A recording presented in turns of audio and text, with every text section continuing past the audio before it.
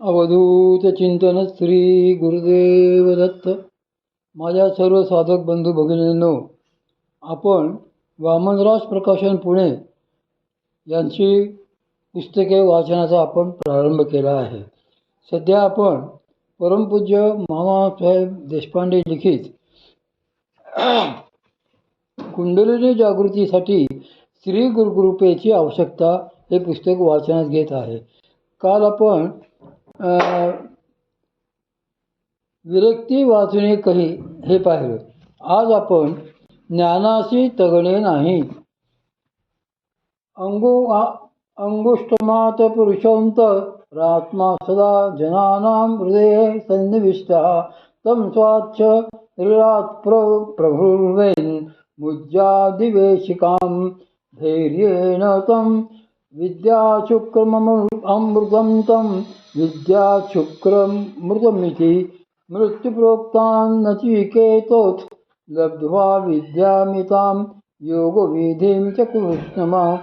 अंगुष्ठप्रमाण अंतरात्मा पुरुष मनुष्याच्या हृदयामध्ये नेहमी स्थिर आहे. त्याला धैर्याने आपल्या शरीरापासून पृथक करावा. मुंज नामक चूर्णामधून त्यातील काडी जशी वेगळी काढतात त्याप्रमाणे. जगात देव आहे का? अनेक वेळेस अनेक ठिकाणी असा प्रसंग येतो की मनुष्य विचारतो, काय हो, या जगात देव आहे का? हा प्रश्न आपल्यालाच प्रथम निर्माण झाला आहे असे समजण्यात काहीच अर्थ नाही. कारण यापूर्वी हा किंवा यासारखे प्रश्न ऋषीमुनींना विचारले जातच होते. त्यातलाच एक नमुना उदाहरण दाखल घेऊया. फार प्राचीन काळी अरुणीचा म्हणजे अरुण पुत्राचा श्वेतकेतू नामक पुत्र होता. त्याने आपल्या पित्याला म्हणजे अरुणीला प्रश्न विचारला की, हे भगवान, जगात देव आहे का? तेव्हा त्याच्या वडिलांनी त्याला जगात देव आहे अगर नाही असे काही न सांगता माझे एक काम करशील का असे विचारले. साधारणतः असे आहे की कोणाकडून तरी स्वतःचे काही काम करून घ्यायचे असेल तर ज्याच्याकडून काम करून घ्यायचे आहे तो जे सांगेल ते काम प्रश्न करणारा करण्यास तयार असतो. उदाहरणच द्यायचे झाले तर समजा एका मुलाला वडिलांकडून स्वतःकरता नवे कपडे घ्यायचे आहेत तर तो त्यावेळी वडील सांगतील ते काम तत्परतेने करून त्यांची मर्जी संपादन करतो व नंतर त्याला त्याचे इच्छित प्राप्त होतेच. त्याचप्रमाणे श्वेतकेतूने वडिलांचे काम चटकन कबूल केले. वडिलांनी श्वेतकेतूला सांगितले की एक भांडे घे व त्यात पाणी घालून त्या पाण्यात एक शेर मीठ भिजत घाल. ते भांडे तुझ्या खोलीत नीट जपून ठेव. त्याला कोणास हात लावू देऊ नकोस. हे ऐकताच श्वेतकेतूने एक गंगाळ घेतले, त्यात पाणी घातले व आईकडून मागून घेऊन त्यात मीठ भिजत घातले.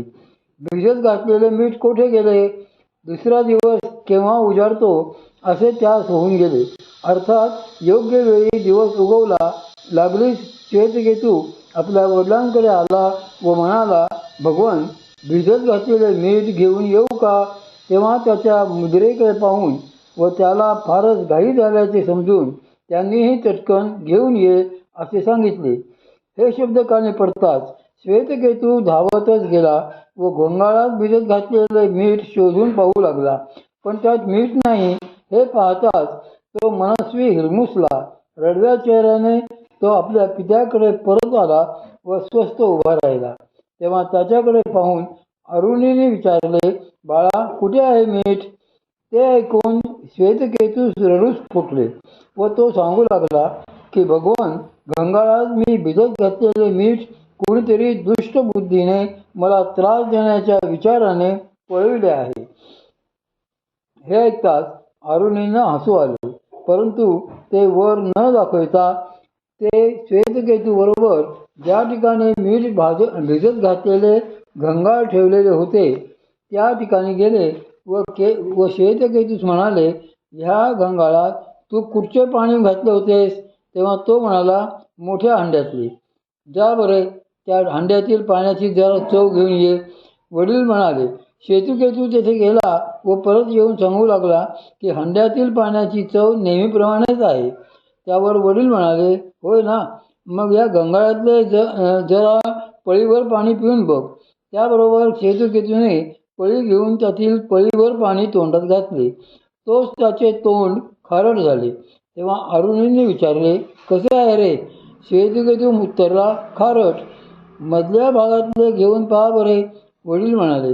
केतुने मध्यभागी पळी घालून पाणी घेतले, परंतु ते पाणीही खारट होते. त्यावर अरुणी श्वेतकेतूला म्हणाले, आता पहा, या गंगाळातील उदकात मीठ नाही की ते तुला दिसत नाही? श्वेतकेतू म्हणाला, भगवन, मीठ आहे, पण मला ते दिसत नाही. अरुणी म्हणाले, होय ना, मग या जगात देव नाही की तो तुला दिसत नाही?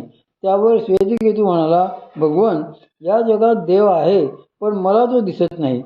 वडील म्हणाले, होय, हे खरे ना?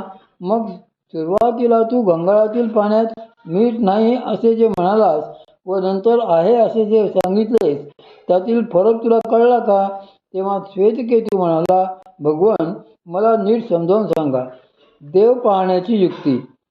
त्यावर अरुणी त्याला म्हणाले, सुरुवातीस नुसत्या डोळ्यांनी तू पाहिलेस, त्यावेळी तुला गंगाळात फक्त पाणी आहे असे दिसले, परंतु रसनेने चव घेताच त्याच पाण्यात तुला मीठ आहे असे अनुभवाने सांगता आले. त्याप्रमाणे बाह्येंद्रियांनी चाचपडत बसलेल्यांना जगात देव आहे असे दिसत नाही, परंतु जे अंतरेंद्रियांनी पाहू जातात त्यांना ह्याच जगात देव आहे असे सांगता येते. तेव्हा श्वेतकेतू म्हणाला, हे भगवन, अंतरेंद्रियाने पाहण्याची काही युक्ती असेलच, ती मला सांगा. त्यावर अरुणी म्हणाले, आहे तर. हे श्वेतकेतू, मीठ व पाणी एकत्र झाले असता ते पाण्याचे भांडे सूर्याच्या प्रकाशात ठेवले की सूर्याच्या उष्णतेने त्यातल्या पाण्याची वाफ होऊन ती वर जाते व खाली मीठ तेवढे राहते. त्याप्रमाणे स्त्री गुरुकृपेने वासना जळल्या की जीवाचे ब्रह्मपद त्यास अनुभवता येते, परंतु त्यासाठी स्त्रीगुरूंना शरण जावे. त्याप्रमाणे अभ्यास करून याचा अनुभव घेता येतो. हे ऐकताच श्वेतकेतूचे फार समाधान झाले व तो शांतचित्त झाला. सद्गुरु महिमा. एवढ्यासाठीच भगवान पूज्यपाद श्रीमद आद्य शंकराचार्यांनी सद्गुरूंचे वर्णन केले आहे. कारण आचार्यांना त्रिभुवनामध्ये सद्गुरूंना कोणती उपमा द्यावी हे सुचले नाही. यास्तव दृष्टांतो नैव दृष्टस्त्री भुवन जठरे सद्गुरोर ज्ञान गातुः असे शतश्लोकीत म्हणून त्यांनी योगावतारावलीमध्ये पुढील श्लोकाने सद्गुरूंना वंदन केले आहे. वंदे गुरुणाम चरणारविंदे संदर्शितस्त्वात्म सुखावबोधे. वरील श्लोकात आचार्यांनी वंदन केल्याप्रमाणे व वर्णिल्याप्रमाणे साधू संत म्हणजे ऋषी मुनी, तत्वत्वेते, त्याचप्रमाणे पुराणे, वेद, शास्त्रे व उपनिषदे ही सर्वच सद्गुरूंच्या महिमा मुक्तकंठाने गात आहेत. श्री संत तुकाराम महाराज म्हणतात, मनुष्य देवपूजेला बसला आहे आणि अचानकपणे संत म्हणजे थोर सत्पुरुष आले तर देवपूजा बाजूस ठेवून संतसेवा करावी, नाहीतर देवपूजाही अधर्म होतो. संतांचा अतिक्रम देवपूजा तो अधर्म. छांदोग्य उपनिषदात म्हटले आहे, आचार्यवान पुरुषो वेद. सद्गुरूंनी मार्गदर्शन केल्याशिवाय आत्मकल्याणाचा ठेवा हाती येणार नाही. ज्यांना सद्गुरू भेटतील व सद्गुरूंनी दाखविलेल्या मार्गाने जे साधक जातील त्यांनाच आत्मकल्याणाचा मार्ग दिसेल, असा स्पष्ट अभिप्राय जाणत्यांनी म्हणजे संतांनी दिला आहे. देवापेक्षा गुरु श्रेष्ठ.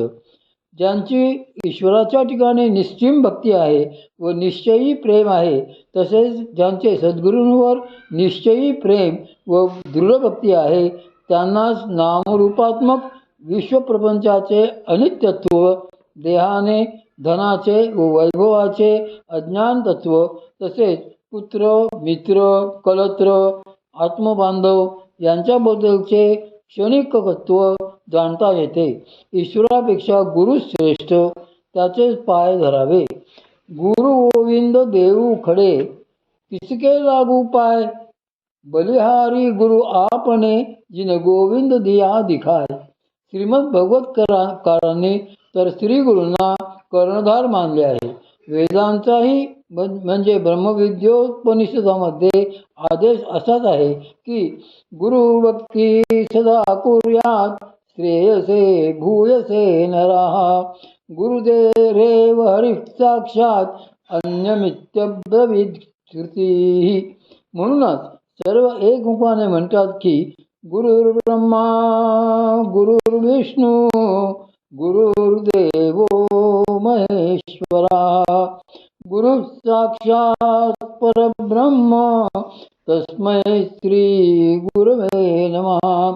यस्य देवे परा भक्तिर् यथा देवे तथा गुरौ तस्यैते कथितान् ह्यर्था प्रकाशन्ते महात्मनाः. अर्थात जे आत्मकल्याणाचा अचूक मार्ग दाखवितात तेच सद्गुरू. नाहीतर श्री समर्थ रामदास स्वामी म्हणतात त्याप्रमाणे अडक्यास मिळाले 3 तरी घ्यायचे ना, कारण फसविणारे गुरु रोजच भेटतात.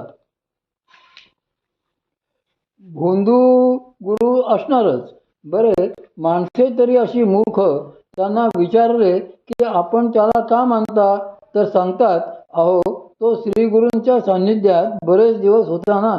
परंतु नुसते एवढेच भांडवल त्याला गुरु मानण्यास पूर्ण होत नसते. हे लक्षात येत नसल्यामुळे श्री गुरूंजवळ राहणारे धूर्त अशा लोकांचाच फायदा घेतात. यावरून काही लोक म्हणतात की आपली शास्त्रे वाचावीत, मोठमोठे ग्रंथ वाचावेत, म्हणजे अज्ञानाचा निराश होईल व आत्मज्ञानाचा प्रकाश मिळेल. उगाच गुरु शोधायला नको व फसायलाही नको. मात्र हे म्हणणेही बरोबर नाही. एखाद्या मनुष्याने एखाद्याला फसविले म्हणजे सर्वच फसवे असतात असे मानणे चुकीचे आहे. एकदा घरफोडी झाली म्हणजे घरे बांधणेच नको असे का आपण म्हणतो? नाही, तर आपण चौकस असावे म्हणजे दांभिकता जोखता येते. असे पहा, कावेबाज लोक धूर्तपणे फसवितात हे खरे असले तरी या जगात सद्गुरू नाहीत असे नाही, आणि ते भेटल्याशिवाय आत्मसुखाचा साक्षात्काराचा मार्ग मिळणे अशक्य. जर तो मिळालाच नाही तर मनुष्य जन्म येऊनही निरर्थकच होणार.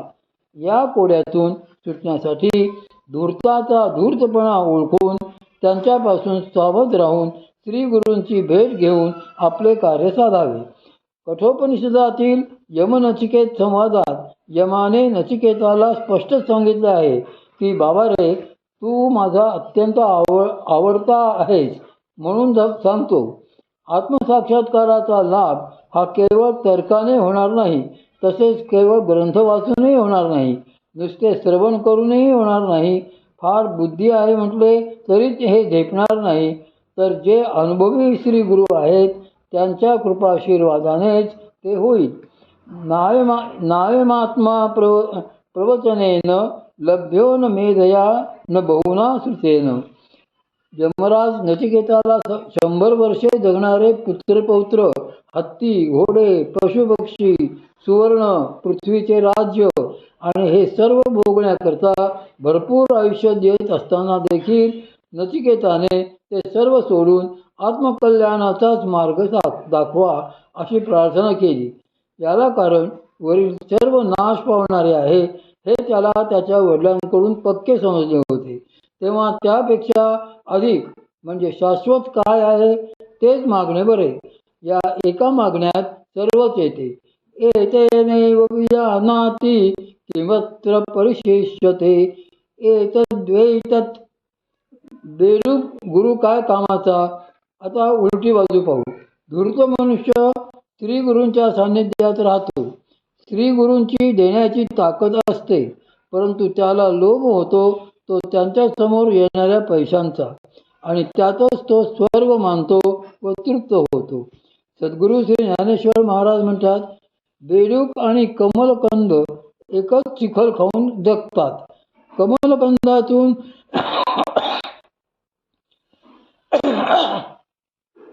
कमलकंदातून निघणाऱ्या कमलातील पराग भ्रमर खातो, ज्यातून तो पराग निघतो. त्या साठ्याजवळ कमलकंदाजवळ पाठीला पाठ लावून बेडूकही असतो. पण तो मात्र चिखलच खातो. का कमलकंदा आणि दुर्दुरी नांदणूक एकेची घरी परी पराग सेविजे भ्रमरी येरा चिखलची उरे. आणखी एक नित्य परिचयातले उदाहरण आहे. पाहे पा दूध पवित्र आणि गोड पासी त्वचेची पदरा आड परी ते अव्हेरुनी गोचिड अशुद्धची सेवी.